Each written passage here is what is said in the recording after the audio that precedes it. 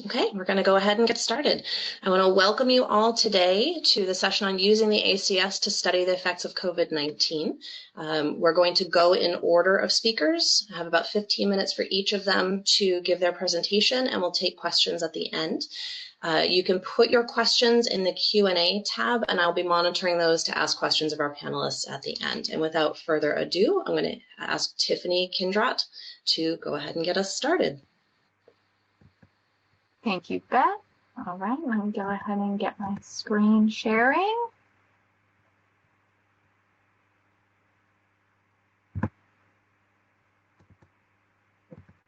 Okay, and can everyone see my presentation? Yes, perfect, thank you. Okay, great. So I'm Tiffany Kindrat. I'm an assistant professor in the Public Health Program, Department of Kinesiology at the University of Texas at Arlington. Today I'm going to talk about COVID-19 mortality among Arab Americans compared to other racial and ethnic groups in Michigan. So just a little bit of background, the COVID-19 mortality rates typically are presented for these recognized groups by the federal government. So we typically see the estimates for non-Hispanic Blacks, Asian, Hispanic, and non-Hispanic whites in the United States. However, less is known about COVID-19 mortality among Arab Americans who are descendants from countries in the Middle East and North Africa. Now, the reason why is because individuals from the Middle East or North Africa are actually defined as white. The Office of Management and Budget definition, which has not been updated since 1997, includes them in the white category, defined as any of the original peoples of Europe, the Middle East, or North Africa. However, research has continued to show that the health and lived experiences of individuals from the Middle East and North Africa, which includes Arab Americans, differs from other whites of Anglo or European ancestry. And so Arab Americans really have not been included in the COVID-19 discourse due to the inability to identify them in the health records. So in order to try and identify the impact of COVID-19, we used some data from the state of Michigan. And so our objectives were to estimate and compare the case fatality and cause-specific mortality rates for Arab American adults compared to non-Hispanic whites, non-Hispanic Blacks, Hispanics, and Asians in Michigan. And so we used data from the Michigan Vital Records, and this included the COVID-19 cases as well as COVID-19 deaths from March 1st, 2020 through July 30th, 2021. The way that we were able to create an Arab American variable was through a validated Arab and Chaldean surname list. This has been used with these data for mortality in the past, as well as several other different ways to try and create this Arab American group, particularly in the state of Michigan. Then, when wanting to look at cause-specific mortality, we needed a denominator that had the total population estimates. So for that, we used the American Community Survey and used variables for race and ethnicity for all of our standard racial and ethnic groups. But for the Arab American group, we were able to use the variable for ancestry and place of birth to show the two different variables on first or second ancestry in order to create that Arab American group. So here are our results. So for Table 1 presents the sample characteristics of adults with COVID-19 as the underlying cause of death in Michigan. So these are all the deaths that were identified using that state health department data of adults. So the mean age at death was 76.5 years. The sex distribution was, there were slightly more males than females, so 55% compared to about 45%. Now, when we split it and we look at race and ethnicity, most of the deaths were non-Hispanic white at 67.8%. And then the second highest percentage was among non-Hispanic Blacks at 23.8%. Now, Arab Americans have very similar estimates as Hispanic. So Hispanic, there was 3.6% of the deaths, and then Arab American was 3.3%, and Asian was the lowest at 1.5%. Now, looking at just some of the other characteristics of the deaths in the state of Michigan, so over half, so roughly 65% had either a less than high school education or high school diploma or GED as their highest level of education. And then marital status was pretty split, about a third of each, with 36.2% being the highest as never married.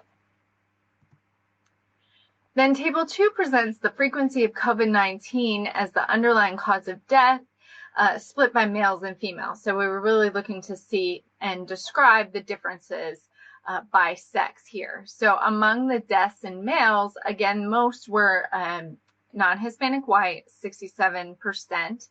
And then the second highest was among non-Hispanic black at 23.6%.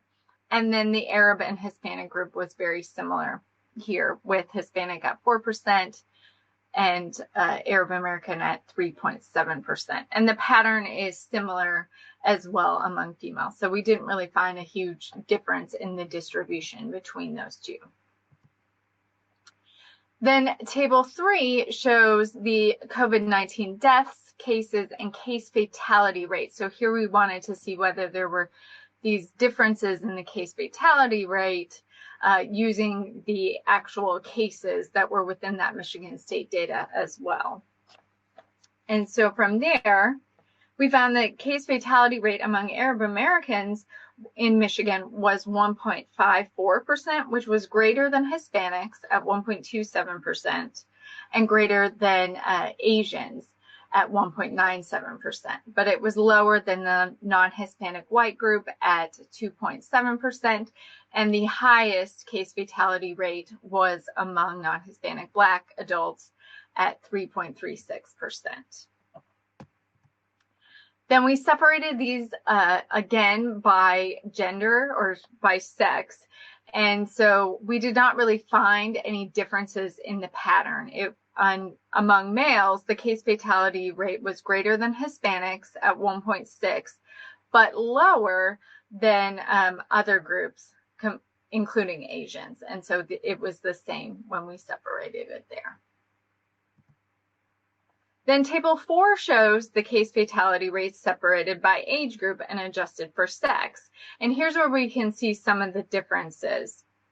Case fatality was low for the 18 to 39 and 40 to 59 age groups across the board, and this is expected. For 60 to 79-year-olds, the case fatality for Arab Americans was higher than whites at 5.26% compared to 3.9%, but lower than all the other groups. But then for the 80-plus group, it was pretty high. So it was actually highest among Asians at 31.47%. Then Arab Americans was second highest at 30.72%. And it was even higher than the non-Hispanic black group at 28.86%. And then the Hispanic and whites there for you. And so Table 5 is when we were able to bring in the ACS data. And here's where we looked at the cause-specific mortality for adults. And we have both sexes, and then the next slide separates them by race and ethnicity. And so here we have the COVID-19 deaths. Then we have our population estimates from the ACS. And then we calculated cause-specific mortality really as just the numerator, number of deaths, over denominator, the population estimate. And then we also presented these results per 100,000 person years. And so among Arab Americans, the cause-specific mortality was 0.27%. And then when we break that into the person years, it was 265.79 person years, which was higher than all other groups except for the non-Hispanic black group at 3.26 or 326.86 person years. Then when we separated it by males and females, the cause-specific mortality rate for Arab Americans was 317.58 per 100 person years, and then for females it was lower at 213.09 per 100,000 person years. And those were higher than all other groups, but yet lower than non-Hispanic Blacks for both. And so this study really suggests the severity of COVID-19 is higher among Arab Americans compared to many other groups. And this really is one of the first efforts that we've been able to do to look at the impact among this population because of that lack of identifier. So targeted interventions and preventive efforts really do need to be designed and implemented to ensure that COVID-19 does not continue to disproportionately affect this population, and really look at this population broader. Michigan does have one of the top Arab American populations in the US, but I believe California is still number 1 and Texas is number 3, and there's very little research that's been done on this in Texas, but a little bit more on COVID-19 in California. And so results really do highlight this need for having the racial and ethnic category as part of the federal minimum reporting standards in order to have accurate baseline estimates for Arab Americans as part of this MENA group that's currently being proposed for the census. And that's it, I think. Yeah, that's my acknowledgement. Thank you. Thank you, Tiffany. And next up, we have Blanca Perez Castaneda, who will be talking about mapping ACS and COVID vaccination data.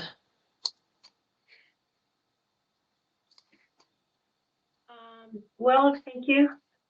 Today I want to talk about mapping ACS and COVID vaccination data for health equity, using ACS data to advance equity and inclusion in access to COVID-19 vaccination.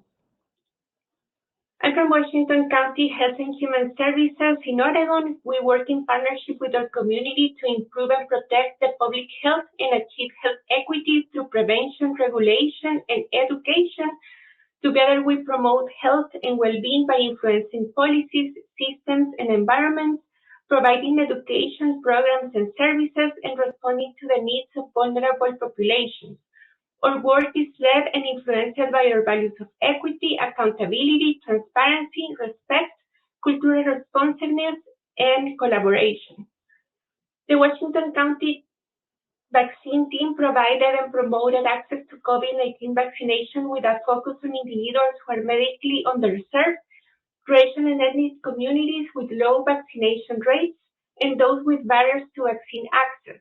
The team coordinated efforts with community-based organizations, federally qualified health centers, faith-based communities, and non-governmental agencies to promote and achieve a vaccine equity goal of an 80% vaccination rate in marginalized populations. The project supported multiple community-based organizations in their vaccine outreach and engagement, hosted large and small clinics, including stationary and mobile clinics, reaching most geographic areas at the county that serve at-risk communities, and organized at-home vaccination for residents with mobility challenges. The Public Health Science Unit within Washington County is called RAID, which stands for Research, Analytics, Informatics, and Data. We provide ongoing epidemiological and research data support to the Public Health Division and Health and Human Services Department. Our team designs and applies relevant population health research to guide program processes, interventions, investigations, and evaluations across all subject areas in public health. The COVID-19 vaccination project was centered in Washington County, becoming the first Oregon county with a vaccination rate of 80% and minimizing racial inequities in vaccination rates. Some background: the COVID-19 pandemic has had a disproportionate impact on racial, ethnic, minority, and underserved groups in the United States, particularly Black, Latinx, and Native Hawaiian communities. To address this issue, Washington County Health and Human Services focused on allocating vaccination resources to these disproportionately affected communities using a health equity approach and starting this effort in December 2021. To support discussions with stakeholders and identify appropriate vaccination sites, the team used data from the American Community Survey (ACS) and local surveillance data, specifically from Alert Immunization Information System, analyzing the data and creating visualizations with R. Interactive dashboards and maps were created with R, Markdown, leaflet, and Flex dashboards, and were used to select geographic focus areas and specific sites for vaccination events. This effort resulted in 529 doses administered through free home visitations, 371 mobile clinics hosted, 388 vaccination events open to children and their families, and more than 16,000 individuals being vaccinated, with over 70% coming from disproportionately affected communities. Here are some examples of visuals that use the ACS population estimates to track vaccine coverage. We reported vaccination coverage using Alert in combination with the ACS B tables on population estimates by race alone or in combination. In the chart, you can see the percentage of population vaccinated with a first, second, or third dose by race groups.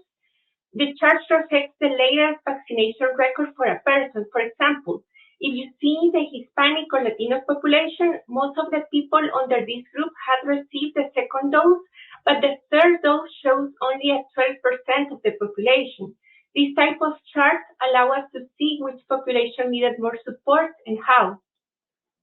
We also track the booster eligibility rates using again the ACS population estimate by race alone or in combination.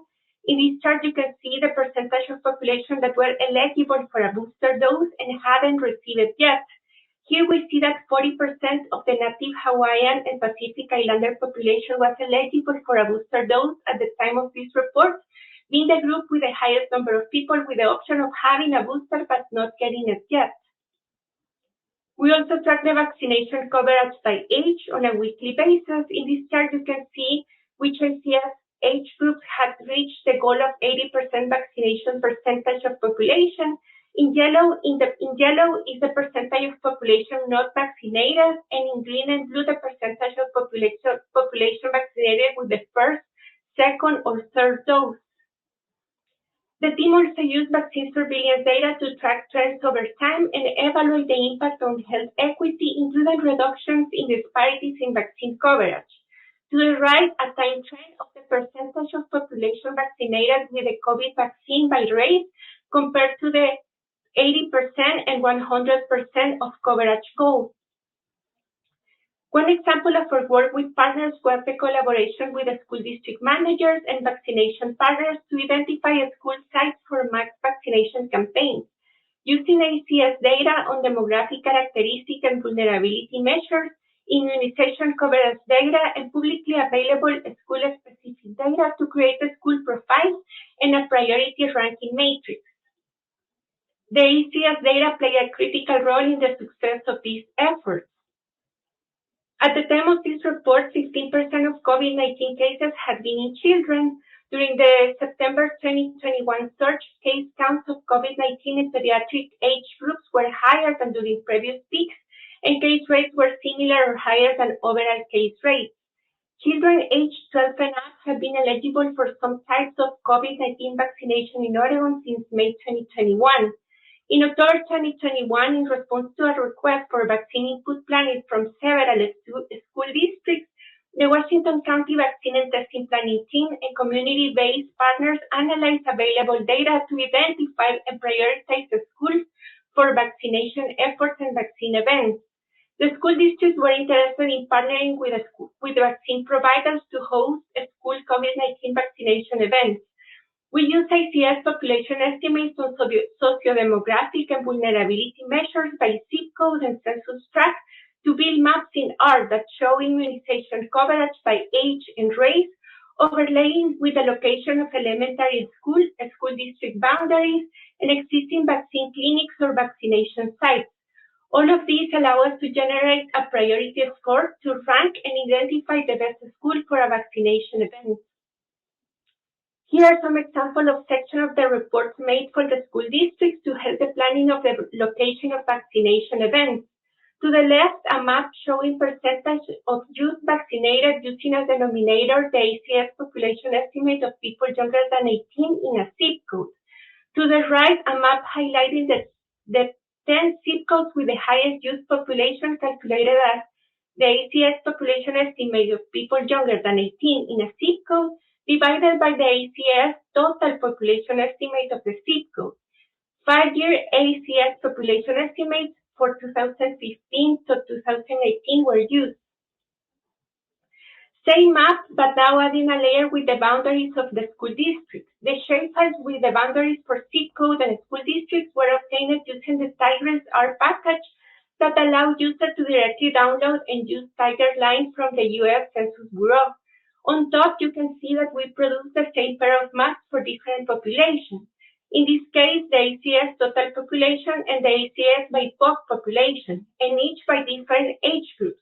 Youth defined as 0 to 17 years old, and 5 to 9, 10 to 14, and 15 to 17 years old. We calculated by POC as total population minus white alone, not Hispanic. These estimates were obtained using the tidy Census R package. As you can see, the boundaries of the census tract are not nested within the school district boundaries. So layering both was helpful to identify school districts that should be a priority for vaccination events.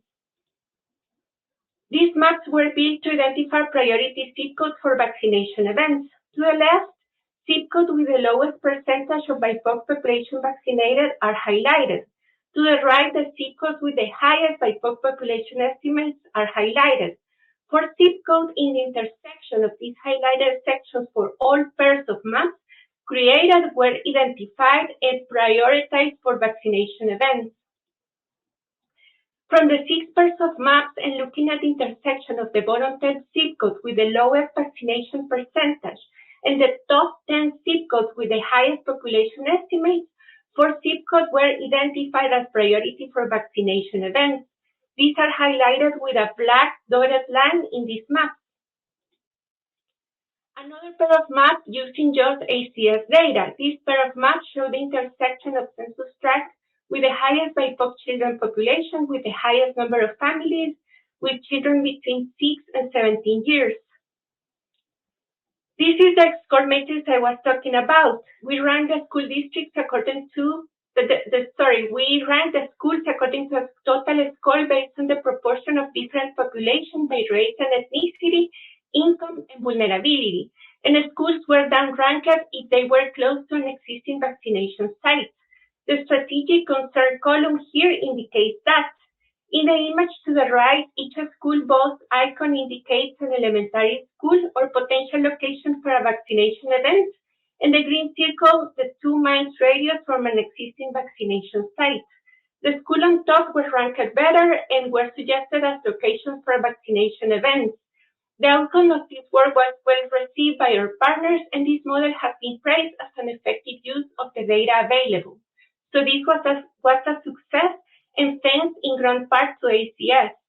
ACS allows us to understand the composition of our communities better, to track the achievement of vaccination goals, and to target a specific location for vaccination events based on coverage and vulnerability. During the pandemic, we learned how to use ACS data in R to report on disparities in the distribution of vaccines. The ACS was our best option for population estimates for the easy access, its granularity and diversity of variables, availability at different geographic levels, the easy combination with other data sources, the huge amount of educational materials available, the data dictionaries because it's up to date and much more recent. Now with these skills, we're working again with ACS data for different Tableau dashboards that will help with program evaluation and program design, and to share more data with the community. We hugely appreciate all the effort put into making this data available in so many ways and into the wonderful training materials and opportunities which make our work much easier. If you have any questions, comments, or feedback, please contact us.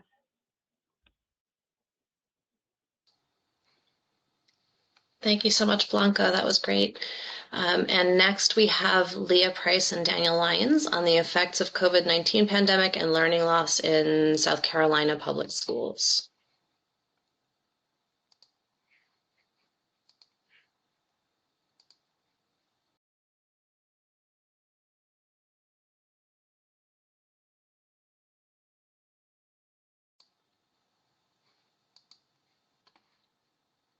Leah and Daniel, are you ready?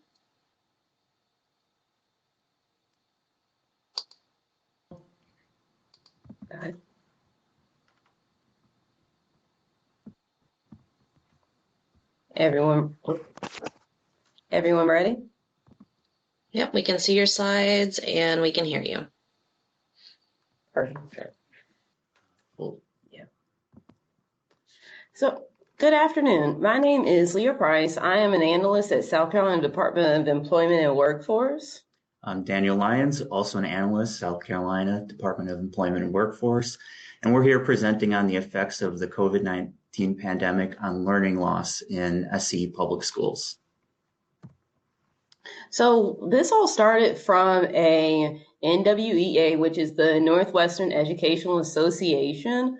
I found some data that I found pretty interesting in regards to standardized testing in South Carolina and about 35 other states.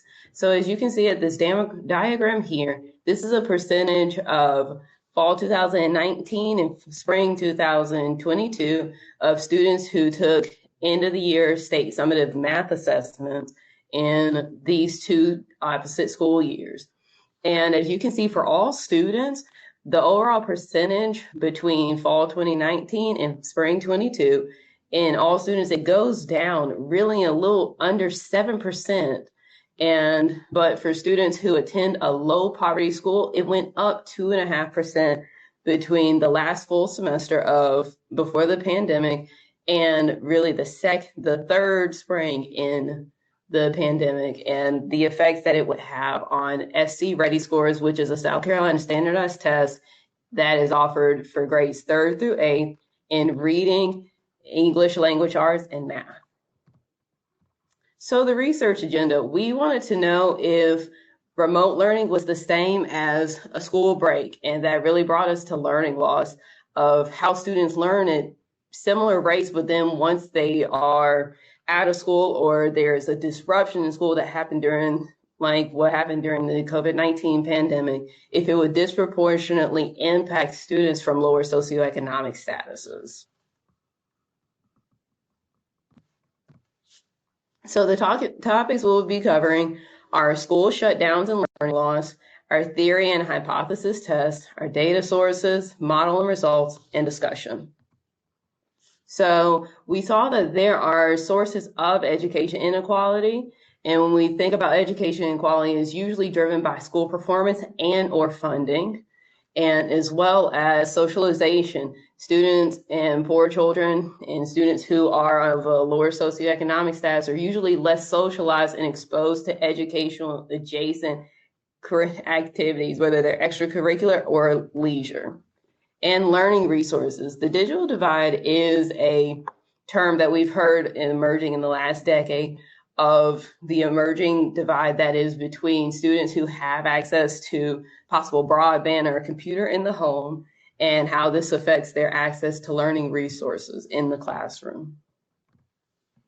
Okay, so we use those mechanisms that from the education and inequality literature to develop our hypothesis tests for specifically the context of the COVID-19 shutdowns.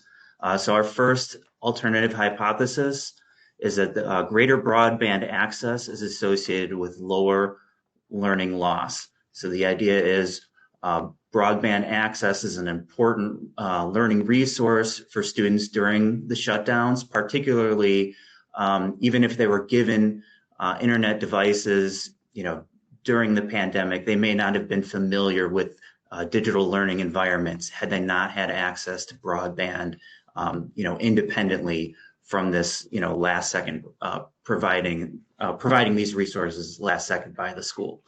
Our second alternative hypothesis is that higher poverty is associated with greater learning loss. And by including broadband as our learning resource variable, then we're able to isolate socialization as our other variable of interest that we measure through poverty. So we believe that poverty here is largely representing the socialization mechanism in previous theories. And then our null hypothesis is that there's no relationship. So now we're going to talk a little bit about the data that we used. So for our dependent variable, we used a comparison between SE Ready scores before and after the shutdowns. Particularly what we use is students that score, the percentage of students that score do not meet expectations within the individual school districts and grades. We use 2019 as our reference year. So it's comparing 2019 with years after the pandemic, which I'll talk about in a second. There's two types of comparisons that we make. We've compared district grades. So that would be the same grade in the same school district compared to that same school district grade in a later year. And then we do a cohort comparison where we would, compare the referent grade and school district to, those same students advancing however many years, 2 or 3 years in the school system. So like grade 3, if we advance 2 years, would be compared with grade 5.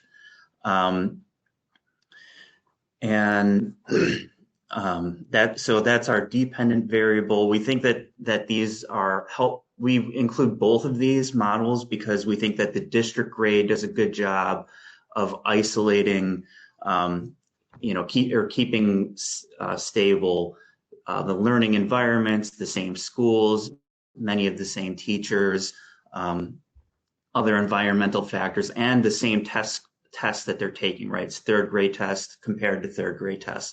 The cohort comparison is really strong in that it keeps the same students, but then it doesn't have those other factors remaining the same. So that's why we felt like we wanted to do both models.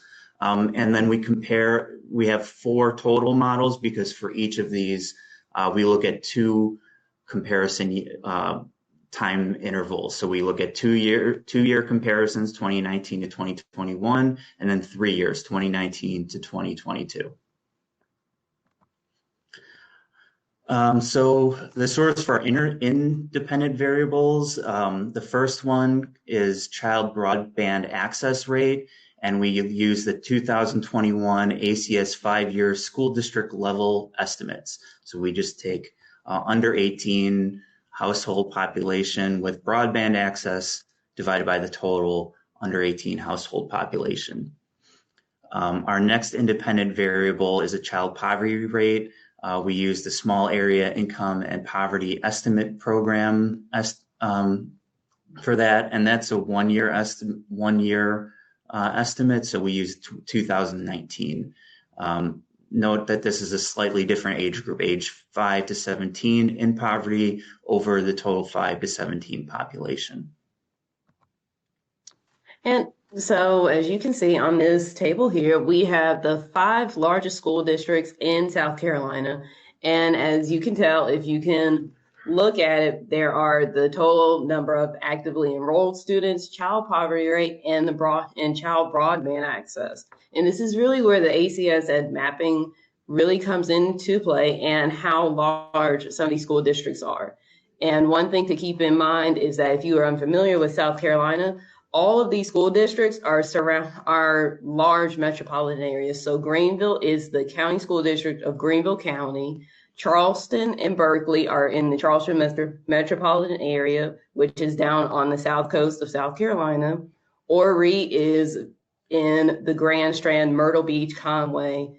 And Richland, too, is one of 3 school districts in the city of Columbia, as well as the Columbia metropolitan area.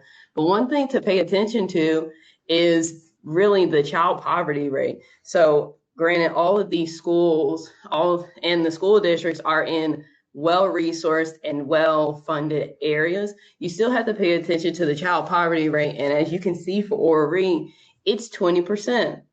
But that doesn't mean that every student who is in some of the well-funded school districts has a greater chance, has the same equal chance of failing or passing or not meeting state standards. They just have more resources or have the possibility of having more access to more resources that allow them to meet their exceeds or meeting expectations in the state standardized testing, as well as broadband access of allowing those who may have, let's say Charleston County is at a little under 88%, they still have a broadband access that is low, that is amongst the lowest of the top 5 school districts in South Carolina. And on this diagram, we have the smallest 5 school districts in South Carolina. And as I said, if you are unfamiliar with South Carolina, all of these school districts are considered rural. But one thing to point out is that you see for Hampton 2, it has a higher broadband access than Berkeley and Horry County at 93%. But keeping in mind, Clarendon does have a child poverty rate, as you can see, of over 41.5%. But it is not determinative that your broadband access is indicative of meeting your state or meeting or exceeding your state standards, but it does play a factor into how these children are possibly being looked over and how socialization can lead to students not achieving or meeting their state standards. Okay, so to test our hypotheses, we use an simple OLS model. I already talked about the DVs are the changes in scores between our comparison district years.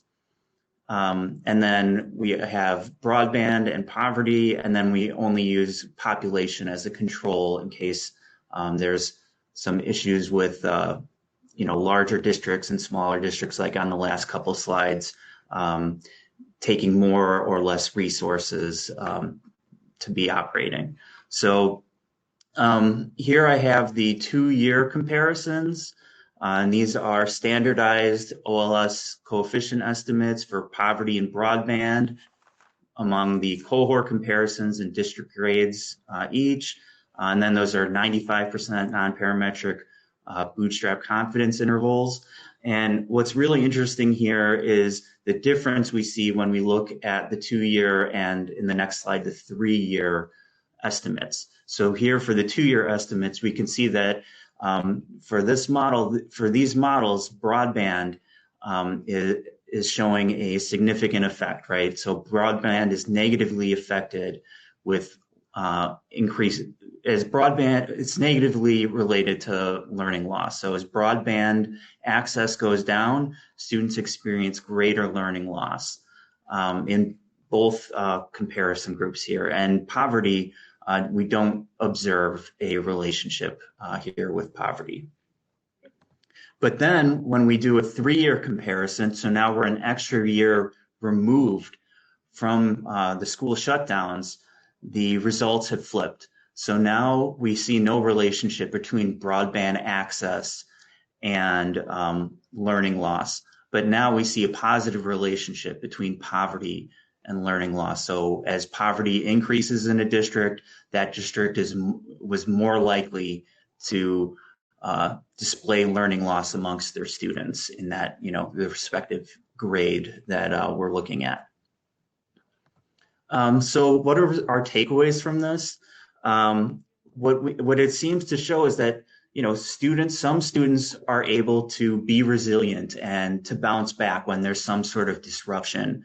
But then other students, particularly what we see here, the students that are in households in poverty, have a more difficult time, bouncing back and being resilient and recovering from disruptions in their education.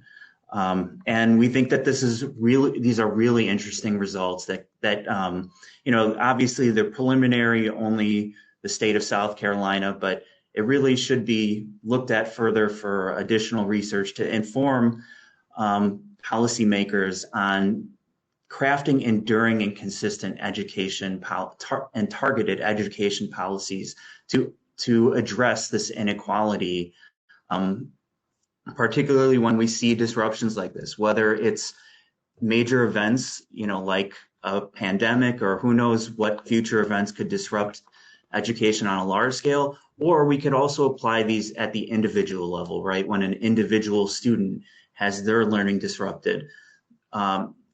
Programs that are designed to address short-term issues can be helpful. Like we saw with the, giving children broadband access might have helped those students in the short run, but long-term, we need policy dedicated to long-term, helping to build resilience in students, especially students in poverty, to address these long-term issues. And then we also think that this is, part of an important project, important, endeavor amongst academia and researchers to continue looking at the effects of the pandemic as these students that were affected, continue through their education and go on to their adulthood. So thank you. And, we welcome any questions or feedbacks or comments that you have. Thank you both so much. And last but certainly not least, Victoria Vernon will be telling us about remote work and wages in the United States.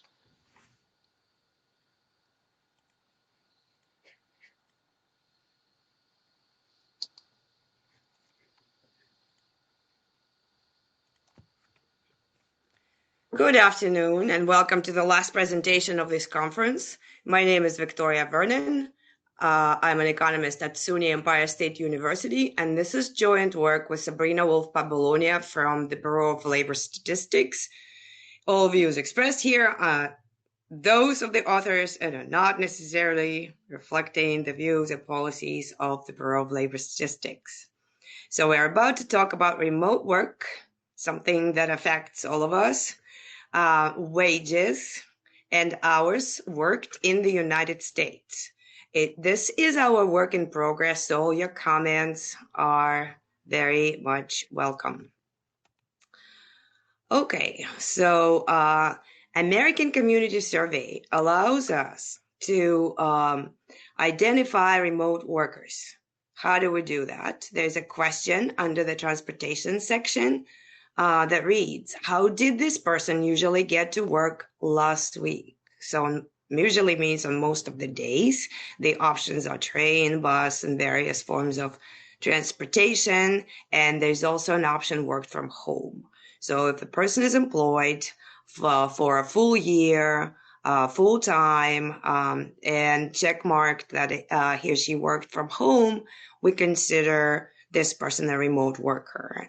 So remote worker previously was called a home-based worker. Then it was called a worker from home.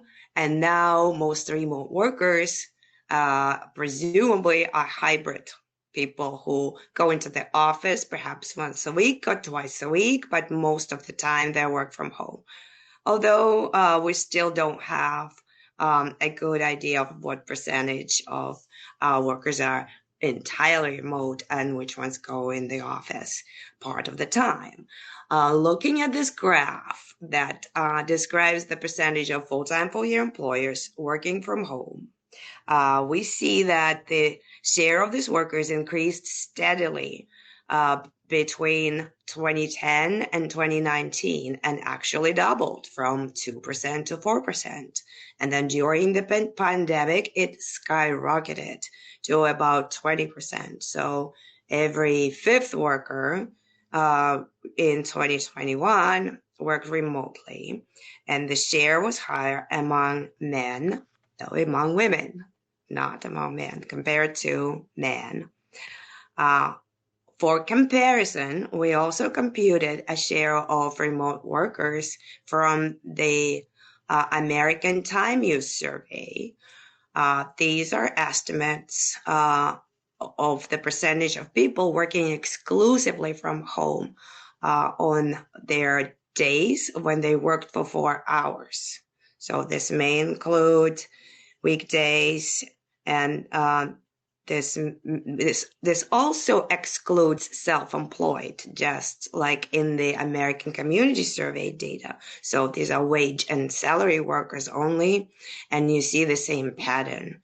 It's just the sample may be slightly different. So the pattern in the American Time Use Survey shows larger numbers.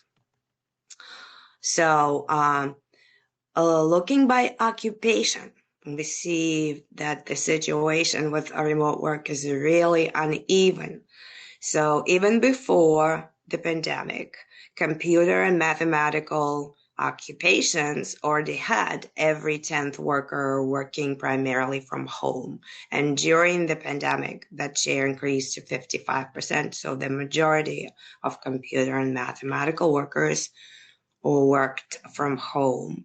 The share was high among business and financial occupations, 44% in 2021, and was between 30 and 40% in legal and arts, design, sports, and media occupations.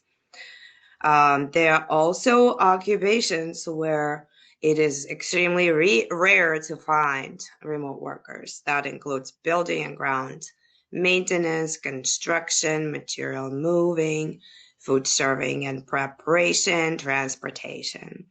So the occupations where the share of remote workers in 2021 is higher than 10%, we call them white collar in this research project. And the rest we address as healthcare and blue collar, or simply blue collar occupations. The questions of our study are, do remote workers earn higher or lower wages? Do they work longer or shorter hours compared to those on site, those workers who work on site or office-based workers? How did remote slash office-based wage differentials change during the pandemic? So if the wages were different, how did they change?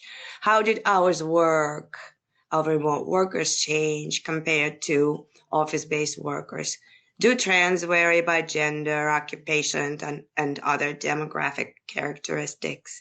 Did wages of remote workers grow slower or faster than the wages of on-site workers? All are interesting questions. So theoretically, in the economic literature, there are reasons to believe that the wage differentials can go either way. There can be a penalty because remote work is an amenity and people might be ready to give up a little bit of their salary in exchange for the opportunity to work from home, which may be the case of mothers with young children. Another reason to believe that the wages of remote workers might be lower is that less productive workers may be selected to work from home.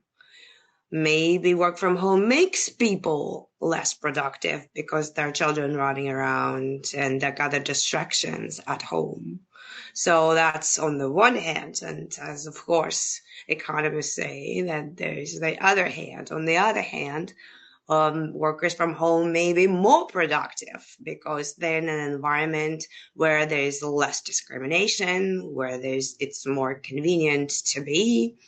They don't have to endure the tiring commute. So all these things can make us more productive. It may reduce the cost for the companies to hire us as workers. Therefore, the companies may be willing to share it with the workers. And for the maintenance of the workspace and the real estate, all that's included in the cost, right? So making it less expensive to hire workers, and therefore that can end up being reflected in the salary. So, some people also claim that work from home is isolating for some of us, and therefore we are willing to actually pay a little or give up some of our salary to be in the office. So we value being in the office, and work from home is job disadvantage. So in the past, similar studies have been done on remote work, on home-based work, starting from the 1990s. And they show that there used to be a penalty. Overall, on average, people who worked from home mostly earned lower salary. By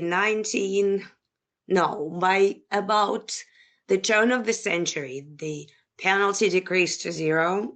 And then by about 2014 or even lower, there was already a small premium.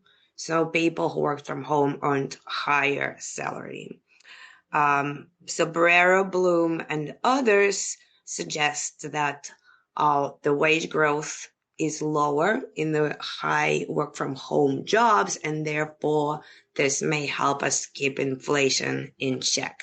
So we're testing this hypothesis in a way in this paper. Our sample is huge thanks to ACS. We selected non-institutionalized people aged 25 to 64 who work full-time for wage and salary, so we excluded self-employed. The workers must be full years, so employed for at least 48 weeks in the prior 12 months in the non-farm sector. Hourly wages are computed as a ratio of pre-tax wage and salary income in the last 12 months, and the product of the weeks worked and the number of usual hours worked per week. So there might be a slight error related to the differential timing of income that goes back 12 months and the usual hours of work that go back only a week. We are aware of that. So nominal wages are converted to real wages using the consumer price index, and we removed observations with very low wages. As we see, plotting nominal and real wages, we see that nominal wages have increased over time over the last 12 years. However, real wages for on-site workers actually slightly decreased, whereas wages for remote workers have it slightly increased, actually not that slightly, quite substantially. If you notice in 2010, wages were about close to just under $40 per hour, and they increased to $46 per hour for remote workers over time. So if you are wondering whether on average workers from home earn higher salary and how high is this differential in wages, a simple average, so average wages for workers from home divided by the average wages of in percentage terms of workers on site, you see that the differential is the highest in sales occupations, which may include real estate agents who work from home and earn 73% more than their on-site counterparts in 2021. And even before the pandemic, in 2019, they already earned 68% more on average than on-site workers.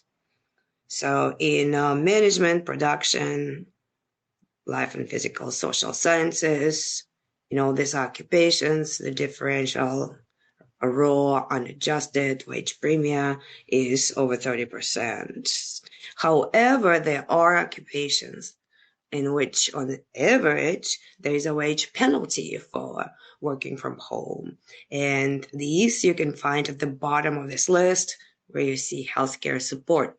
It is the only occupation that even in 2021 earned a wage penalty for working from home. So on average, remote workers earn less than workers who work on site. Usual hours worked, so these are weekly hours on average. For workers on site, they have not changed over the last 12 years, whereas workers who worked remotely, sadly several years ago, were still working longer hours. But by 2021, the hours converged, and now both work about the same number of weekly hours. We estimate as one of our experiments a usual wage regression, where log wages are on the left-hand side and the remote 1 and 0 variable is on the right-hand side, and a number of controls for children, for ethnicity, for age and education, occupation and industry groups, and even state fixed effects are added. We also add marital status, cohabiting status, disability, and whether someone else in the household, a partner or a parent, also has a disability, and the government employee indicator. So this regression controls for as many observable factors as we can think of. However, there are unobservable characteristics of the workers that we are unable to include into the equation. This may include the job tenure, the workers' motivation, their abilities, the benefits of the job, and all this can be correlated with the remote worker with the remote work status and wages and hours. So in order to overcome this, we also compute Oster's beta. So we are applying Oster's method for computing another metric, which is beta, and it will help us determine the causality of work from home variable, whether the wages are higher due to the worker working primarily from home or for something else. Oftentimes, it is interpreted as bounds on the estimate, like a lower bound if the beta is lower. Let's look at our regression results. These are 12 different regressions for each gender, and the coefficient on the remote are plotted in the darker color, blue or pink. And the Oster's beta is listed in the lighter color, so light blue or light pink. So what do we see? We see that the wage premium for both men and women has increased over time from about, well, I want to say 5% to 13% for men, but technically it's a log linear regression, and you need to do the exponent of the coefficient, subtracting 1. So, but let's just roughly say by 5% to 13% for men, and from about 3.9 to 12.6% for women. So for both genders, wages have increased. Beta has been positive for women, but not for men. And it does not in any way nullify the fact that men still receive a large wage premium. It just means that the wage premium is most likely not a result of working from home, but the result of this remote workers being just better workers or having better motivation. So wage differential by major occupation group, as you see that the wage differential differs, just like the raw one differed by occupation. We see it's being large, 20% in sales, and pretty large in management and production, where remote workers receive about 14% premium compared to on-site workers. In healthcare. 1 minute remaining. Oh no. All right, we have done decomposition and looked at hours differential for work from home and looked at various subgroups where wage differentials are computed for hours. That's hours differential. So it's computed separately for blue collar and white collar occupations. And as you see, it's very, very small in blue collar occupations and large in white collar occupations. Yet the hours of work have decreased over time in both white and blue collar, whereas in white collar occupations, they actually become smaller than the hours of work on site. Then we did separately analysis for fathers and mothers, and overwhelmingly we see a wage premium independently of the number of children. And the largest decrease in the amount of hours worked is for fathers. So it's not for women, it's for fathers, and actually men with children too. So it's for men. Men are the ones who reduce the most the hours of work. And then we looked at the different samples, and again, we keep finding very large wage premium for remote work. And it is larger for, say, Asian workers and smaller for Black workers than average. And yet it is still present, and it's large for mothers, even of children under age 5. So then we've done some work, growth analysis, trying to figure out, did wage growth grow faster? Did wages grow faster or slower during the pandemic for remote workers relative to office-based workers within the same occupations? And we concluded that between 20 and 21, real wages grew about 3.6% faster for remote workers. And you could see it in this regression where occupation level wages, so very detailed occupation like a welder or primary school teacher for like 5th graders. We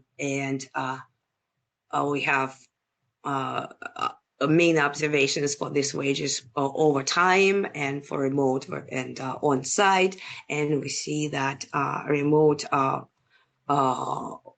grew faster over time. And we also find a correlation between the percent of remote workers in occupation in 2021 and the wage growth leading up to 2021, between 2019 and 21. And we see that there is a very small, but positive relationship between these two variables. Okay, so the key takeaways from our project is that there's substantial jump in the wage premium for remote workers during the pandemic, and it varies by demographic. There's also the usual hours decreased over the last 12 years, and specifically decreased more for men than for women, and men are already working 13 minutes less when they work remotely compared to men working on site. Overall, the wage story supports the productivity rather than compensating differential story. So work from home, we think we found some support that work from home increases productivity. And in terms of wage growth between 2019 and 21, average real wages grew 3.6% faster for remote workers than for office-based workers within detailed occupation groups. And thank you very much for listening to this talk. I welcome your comments. Thank you very much. All right, I want to invite all of our panelists to come back on camera. We have a couple of questions in the Q&A. And Tiffany, I know you answered this one in chat, but I think it might be helpful to ask this one out loud, so I'm going to go ahead and do that. Do you think there will be follow-up studies that look at COVID-19 vaccination rates in the MENA population in Michigan using similar methods, or just other studies exist that you know of? Yeah, that's a great question. So from my review of the literature so far, the only thing that has looked at COVID vaccine rates has looked at people's perceptions, their attitudes towards it. There's a study out there that looks at the like trying to go out and promote the vaccines, but not actually looking at vaccine uptake in general. And I think it's mainly because it's not collected in a streamlined way. And so as far as the state data, I don't think that they collect the vaccine coverage data. So definitely an opportunity to do it when it's available. Thank you. And Blanca, I had a question for you. You did such great work trying to find priority areas for targeting vaccine outreach events. Did you do any monitoring or notice any increased uptake after those events? Yes, we track the vaccination percentage for by zip code, so we run those maps every month, and we saw the difference in the vaccination percentage by zip code. Great. I was hoping that was going to be the answer. That's really exciting to hear. Sort of using data to make real world impact. And there's another question for Leah. Again, you answered this one, but I think it's probably worth asking just in case anyone else was curious. You looked at learning loss and why start at grade 3 rather than include K into 2? Yeah, I'll go ahead. So this is for the question of why it doesn't do K through 2. So, I mean, the South Carolina Department of Education oversees any kind of state standardized testing, and obviously this is not an expert opinion. Can only go off what I've seen in the data that I've looked at. And I could only safely assume that why they don't include K through 2 is because obviously you're in kindergarten. Kindergarten, unfortunately, is maybe privatized. They may go to Head Start. They may go to a different school. So I would assume they don't do it in kindergarten. And in first and second grade, you're not reading to comprehend. You're learning to read. And most of these tests, especially the English language arts, is meant for comprehension analysis. And you can't do comprehension and analysis if you don't know how to read.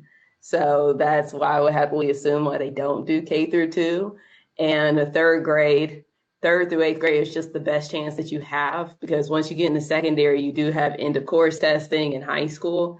And while South Carolina did discontinue HSAT, which was the exit exam in 2014 school year, they do still have standardized tests for U.S. history, Algebra 1, and various classes in high school. So there are a plethora of times to be able to catch a window, especially in the major subjects, because they did discontinue, unfortunately, social studies in one of the prior years prior to the pandemic, because English language arts and math were seen as the most summative and the most critical to understanding how students are doing throughout their progress in South Carolina public schools.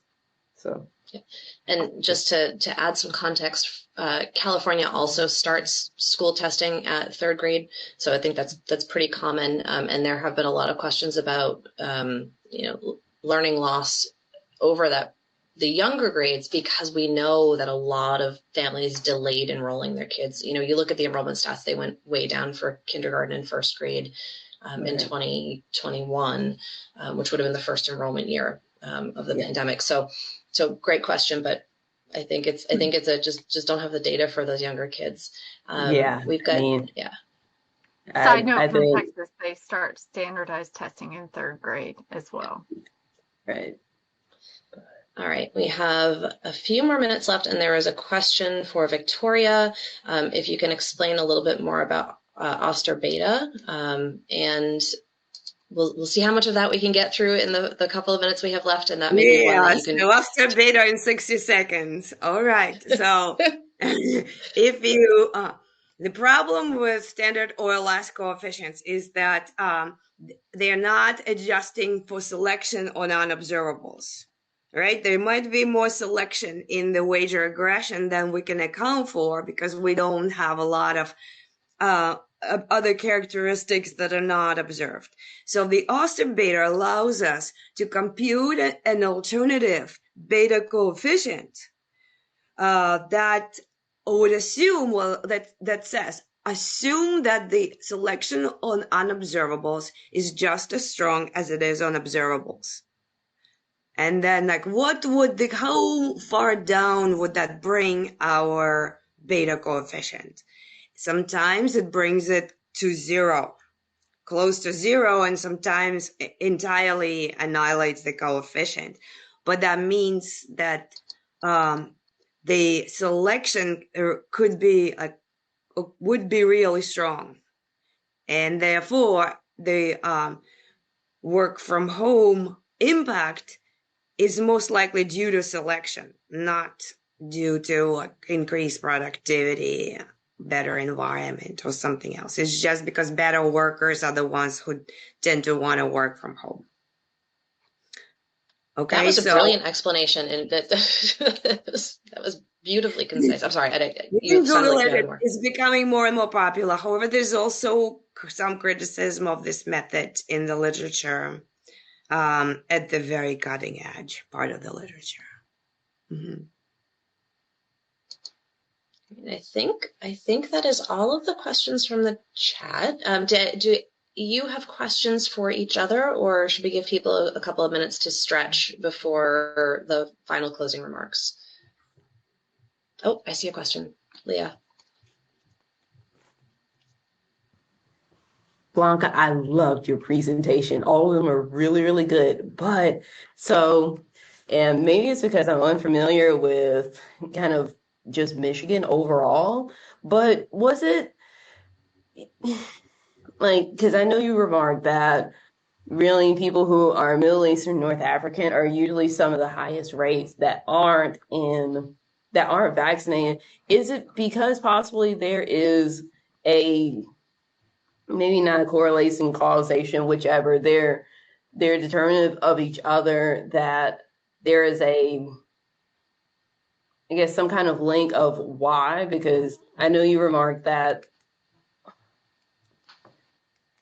that's an awful question. Don't worry about it. It didn't make any sense. Sorry. No, Yes. that's fine. So yeah, we didn't look at COVID-19 vaccine rates.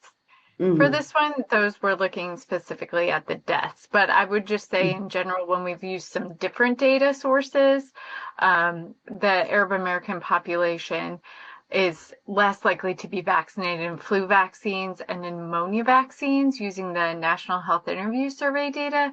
But what's interesting is that when we're doing another study right now, again using National Health Interview Survey data, is that the children it's no different than whites. So it's, the parents maybe aren't vaccinating themselves and taking care of themselves, but they're taking care of their kids and getting the flu vaccine for the kids. So great. And I know I said Blanca and I meant Tiffany. I'm so sorry. Thank you, Tiffany. No problem.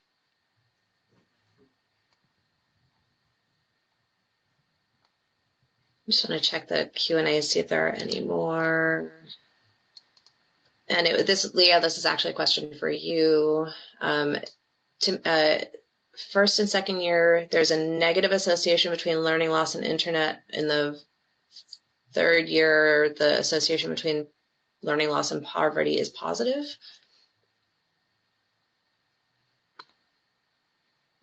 So we were just typing out our response in it, but we can answer it here too. So I'll let Daniel get this one since I got the last one. So I think that when we say broadband access and poverty, and one is positively related to learning loss, one's negatively, and then you're thinking, oh, that means they're having because we of course in our minds we're thinking of them as related concept, related, right? Poverty and broadband access are kind of have some correlation between them, but I think the opposite signs are the result of the measures that we use. So poverty is the poverty rate. So going up for the poverty rate would indicate sort of like more resources and things like that. Whereas the broadband rate, think of the broadband rate going up is indicating more resources, right? So them moving in the same direction, sort of, you know, it would indicate kind of like the opposite thing. So that's why we have the results are the opposite effects. It's a function of the measures that we use. So is that how? I think that's where the confusion's coming from. Maybe it's not. I don't know. I suspect it probably is, because at the very beginning I had that same, wait a minute, but so for broadband it's negative. It's like, oh, well, because as broadband increases, you've got more access, and with poverty it's positive because as poverty rate increases, you've got less resources. So, but it did take me a second. So I suspect that's where that one came from too. All right, I think that's it. I want to thank you all. Your presentations were fantastic. This was a wonderful way to end out the conference. We do have, for those of you who are still here with us, closing remarks in just a few minutes. One more final session if you want to stick around for it. And it has been a pleasure working with all of you.